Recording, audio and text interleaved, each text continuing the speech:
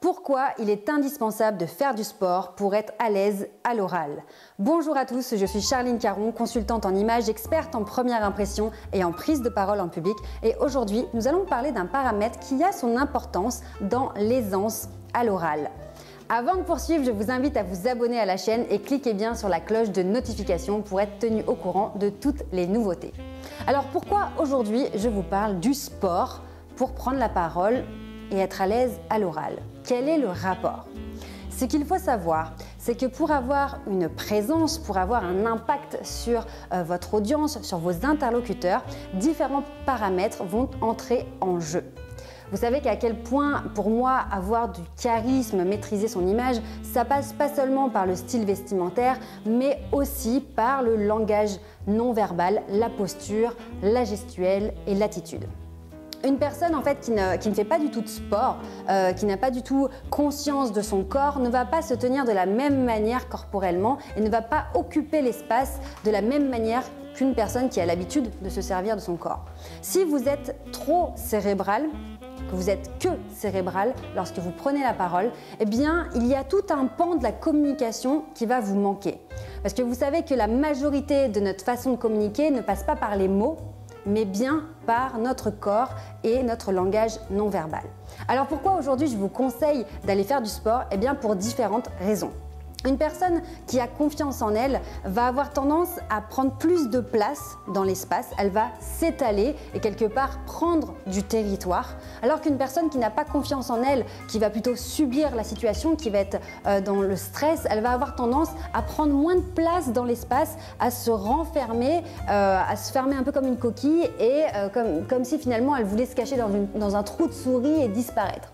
Donc je vous fais vraiment les deux extrêmes, mais quand on a ça en tête, ça nous donne un certain repère. Alors posez-vous la question déjà aujourd'hui, comment vous vous situez dans l'espace? Lorsque vous arrivez au travail, lorsque vous prenez place pour une réunion, lorsque vous prenez la parole, est-ce que vous avez tendance à plutôt vous étaler, prendre de la place, ou au contraire, est-ce que vous êtes tout le temps en train de faire des mouvements de fermeture?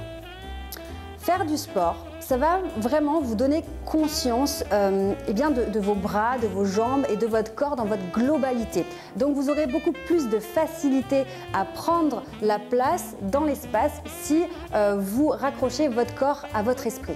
Si vous êtes seulement dans le cérébral et que pour vous le corps ne compte pas, ce sera plus compliqué de gérer votre corps dans l'espace. En plus de cette notion du corps qui peut être ressentie, alors c'est vrai que la danse, le yoga, ce genre de choses, ça va vraiment facilement vous aider à prendre conscience de votre corps. Mais en règle générale, le sport va vous aider là-dessus parce que vous prenez conscience de vos articulations, de vos différents membres. Donc le sport, en manière générale, va vous aider à prendre conscience de votre corps. Au-delà de ça, le sport est aussi un très bon moyen de vous habituer à dépasser vos limites, à sortir de votre zone de confort et à vous faire confiance.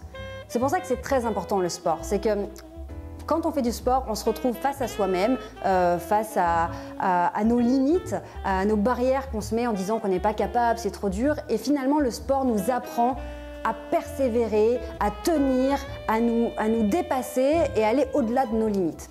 Et lorsque vous êtes confronté à des situations de prise de parole, d'entretien, de choses à fort enjeu qui peuvent vous stresser, si vous avez l'habitude dans votre activité sportive de vous dépasser, de garder un mindset fort, de continuer malgré la douleur, la souffrance et de vous dépasser, eh bien c'est un réflexe qui va réapparaître dans ce genre de situation.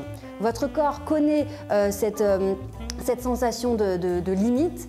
Et il sait finalement, puisque vous lui avez prouvé quand vous avez fait du sport, que vous êtes capable d'aller au-delà.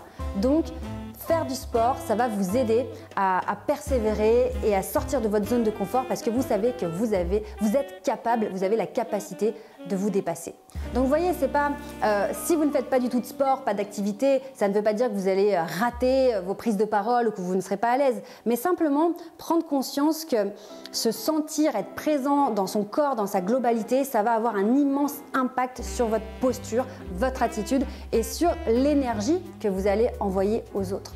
Vous savez que dans notre façon de communiquer, même si c'est quelque chose d'impalpable, d'abstrait, dont on ne parle pas beaucoup dans notre société, on sent ces choses. On sait quand on a un bon feeling avec une personne, un mauvais feeling avec une personne, on ne saurait pas forcément comment l'expliquer, mais il y a ce feeling.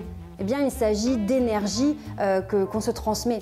Donc, si vous êtes bien dans votre corps, que vous êtes à l'aise, eh bien, l'énergie sera beaucoup plus facile à transmettre, une énergie positive et les gens autour de vous vont le ressentir. Donc, vous voyez, si vous avez envie de vous améliorer, de vous sentir bien, on parle toujours d'hygiène de vie et évidemment, oui, faire une activité physique, faire attention à notre nutrition, tout ça, c'est des choses qui rentrent en compte puisqu'il y a notre mindset, notre état d'esprit, mais le corps va avoir un énorme impact sur notre état d'esprit. Donc c'est encore un vaste sujet dont on aura l'occasion de reparler sur cette chaîne. Donc pensez bien à vous abonner pour avoir tous mes conseils. Vous voyez que finalement, se sentir à l'aise à l'oral, atteindre nos objectifs sans être dans la souffrance, parce que c'est ça, la difficulté, c'est de croire qu'il faut toujours être dans la performance, on se dépasse. Non, on ne peut pas être dans la performance et dans la souffrance au quotidien. C'est pas possible. En tout cas, c'est pas comme ça que j'envisage le bonheur. Vraiment, l'idée, c'est de se dire, je me dépasse, j'atteins mes objectifs, je vais de plus en plus loin, je suis de plus en plus fière de moi et tout ça en étant bien au quotidien. C'est ce qui fait vraiment la différence en fait. Si vous êtes dans une souffrance tout le temps, à un moment donné, vous allez craquer. Donc voilà l'idée. Prenez soin de vous, allez faire du sport, partez à la découverte de vous-même et maîtrisez votre corps et sentez-vous bien avec votre corps. Je vous retrouve très bientôt pour de nouveaux conseils. Ciao!